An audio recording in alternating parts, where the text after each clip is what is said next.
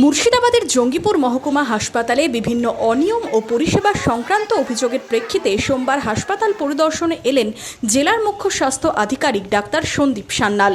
তার সঙ্গে ছিলেন স্বাস্থ্য দপ্তরের একাধিক উচ্চপদস্থ আধিকারিক।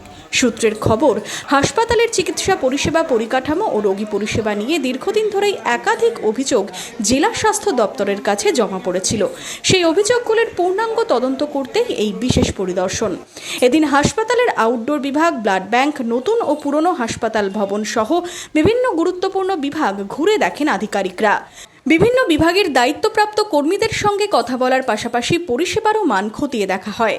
পরিদর্শন শেষে সাংবাদিকদের মুখোমুখি হয়ে জেলা মুখ্য স্বাস্থ্য আধিকারিক ডাক্তার সন্দীপ সান্যাল জানান, লাইসেন্স ভেরিফিকেশন লাইসেন্সগুলো আমরা ভেরিফাই করছি। অনেকগুলোই গেলাম যেগুলো আনঅথরাইজড। হাসপাতালের প্রতিটি বিভাগই খুঁটিয়ে পরিদর্শন করা হচ্ছে। যেখানে যে ধরনের সমস্যা বা ত্রুটি ধরা পড়বে তার বিস্তারিত রিপোর্ট তৈরি করে প্রয়োজনীয় ব্যবস্থা গ্রহণ করা হবে।